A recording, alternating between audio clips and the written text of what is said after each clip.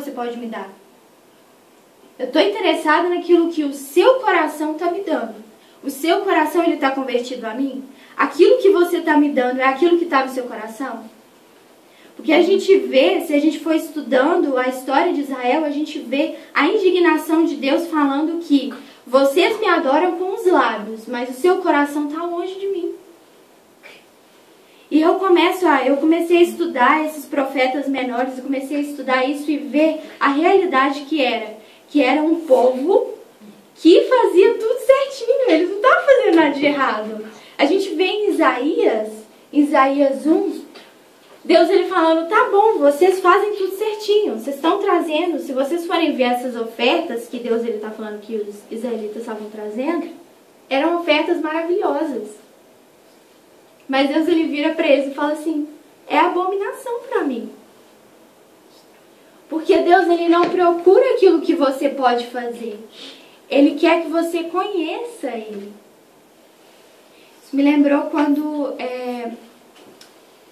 Da lição que eu dei para as crianças, que eu comecei a falar sobre a criação. Que Deus ele nos criou de uma forma especial. Porque nós fomos o único ser da terra que Deus ele tocou para criar. Tudo Deus ele fez com a boca, com a palavra.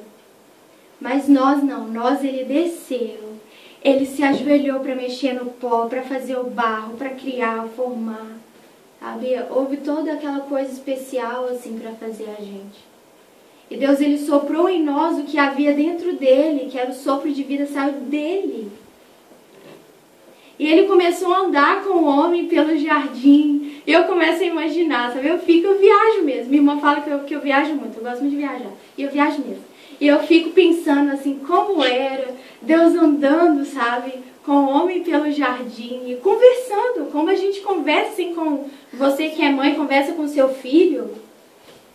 E eu começo a ficar assim, Deus, o Senhor não me criou para fazer nada para você. O Senhor me criou para isso. É para essa coisa, para esse relacionamento, para estar junto, para conhecer você. É incrível, eu fico apaixonada. E eu meditei esses dias em Mateus 25. E fala assim, é a parábola das 10 virgens. O reino do céu será, pois, semelhante a 10 virgens que pegaram... Eita, telefone, bendito. Pera só um minutinho que o telefone... Oh, Deus.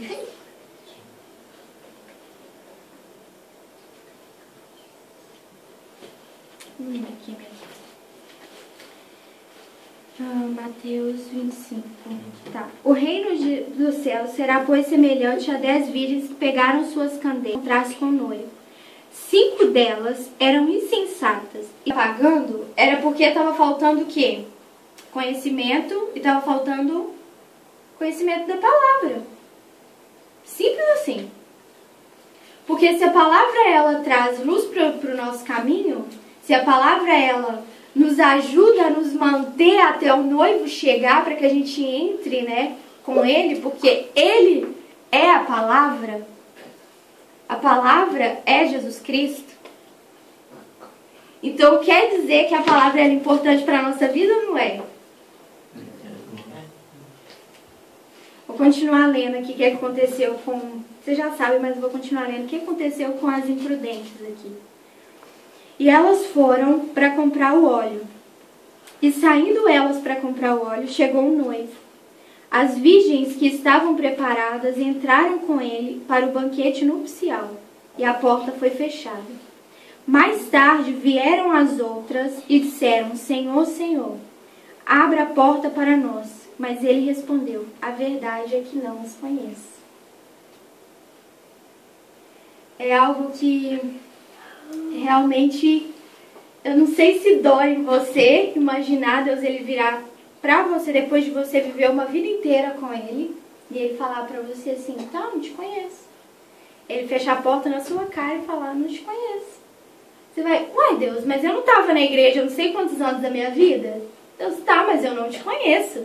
Elas estavam esperando assim como as outras dormiram, elas também dormiram, acordaram, mas o único probleminha que tem nessa história é as candeeiras que estavam sem óleo.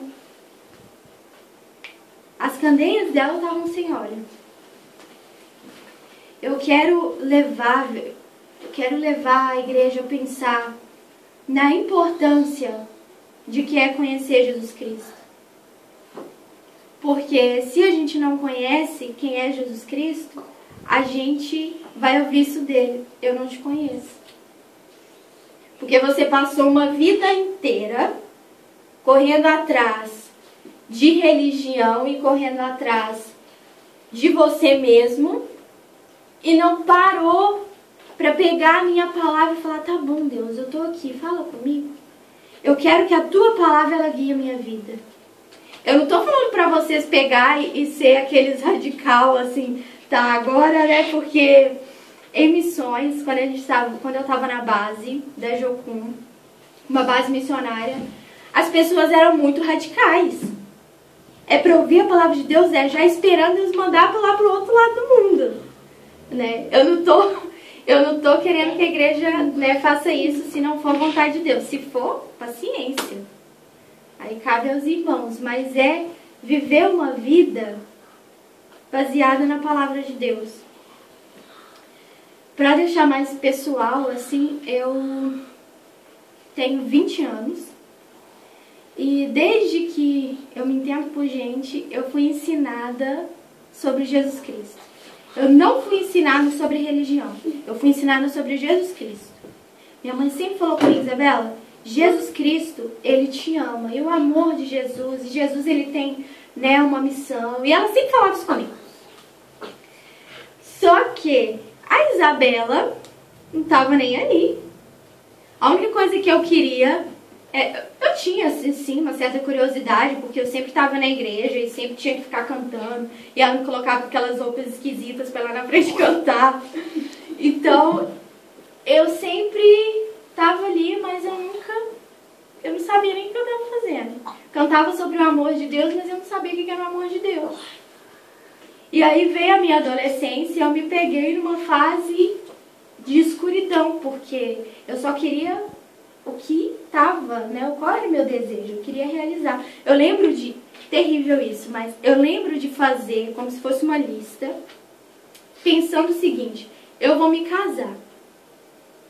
E quando eu me casar, eu vou ficar presa a uma pessoa, né? Então, o que eu tenho vontade de fazer? Tudo que eu tenho vontade de fazer, eu vou fazer. Até eu chegar na idade. Que pensamento horroroso. E um pensamento de adolescente, que se fosse de criança, seria um pouquinho mais inocente. Mas eu sim corri atrás para realizar tudo aquilo que eu queria. Deus não me deixou realizar tudo aquilo que eu queria, porque eu comecei a enfiar e comecei realmente foi algo muito profundo, uma época muito profunda. E eu comecei a querer experimentar a droga, porque na minha casa a situação ela estava horrorosa. E eu tinha muitos amigos que usavam e tudo. E Deus ele foi tão misericordioso, porque mesmo eu querendo, Ele não deixou. Ele não deixou. Então, cresci nisso e depois eu me peguei numa fase onde eu lembro disso, eu ajoelhei no chão e falei com Deus, eu falei: Deus, me tira daqui. Eu me sentia totalmente presa. Eu falei: Deus, me tira daqui, porque eu não quero viver onde eu tô. E eu lembro de que aí as coisas começaram a acontecer, porque eu conversei com meu pastor me mandou para um seminário, um negócio assim, e lá Deus ele me deu a revelação de um sonho que eu tive quando eu era criança. E aí depois disso eu já fui pra missão. E aí depois disso Deus já começou a falar comigo um tanto de coisa. E eu realmente, nesse período de tempo, eu pude experimentar o que é Deus. E o que eu quero fazer com que a igreja reflita é que depois de 17 anos dentro de uma igreja, eu fui conhecer a Deus. Porque não interessa se você está na igreja, se você está lá fora, se você... Não interessa, se você não conhece Deus... E é possível sim ser um cristão e não conhecer Jesus. É possível. E sem conhecimento de Jesus Cristo, a gente é inconstante na fé, né? Eu coloquei uma nota aqui. Conhecimento e entendimento, a revelação de Jesus traz mudanças. Não existe mudança na vida agora, né? Não existiu conversão ainda. Se você olha para a sua vida, eu quero fazer vocês pensar. Eu já estou acabando. Eu quero fazer vocês pensar. Ir para casa e pensar. Há diferença entre a vida que eu vivi ano passado e a vida que eu vivo agora?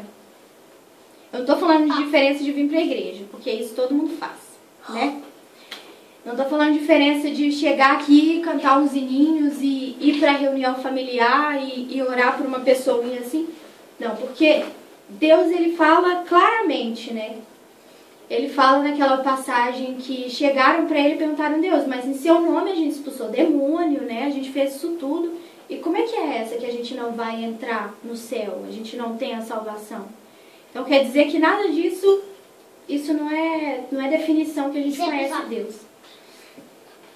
Então, comece a imaginar, porque a gente vê que houve conversão quando nós vemos Deus como um Deus pessoal e a gente não consegue desgrudar de Deus. É aquela coisa, eu fiquei pensando que a Rose disse na reunião familiar, que eu tive um tempo maravilhoso com Deus essa semana, né, que você falou. Eu me derramei, e houve quebrantamento, e eu busco fazer isso uma vez a semana, né. E eu, Isabela, eu busco o Senhor todos os dias.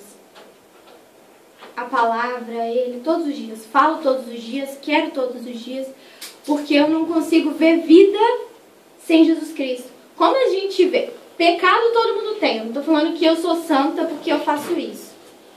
Mas a gente vê que a gente é convertido quando nós temos fome de Deus e queremos mais do Senhor.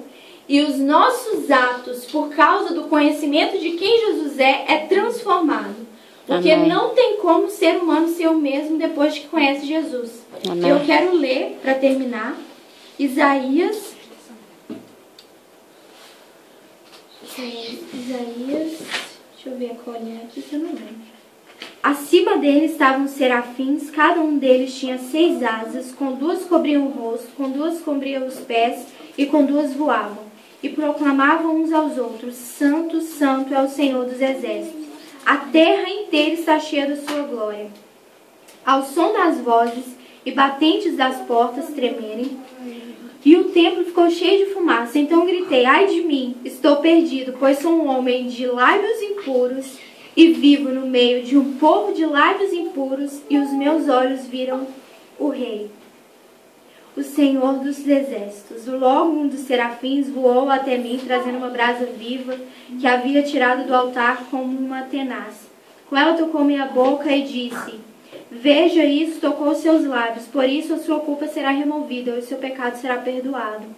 Então ouvi a voz do Senhor proclamando: quem enviarei, quem há de ir por nós? E eu respondi: eis-me aqui, envia-me a mim. Amém.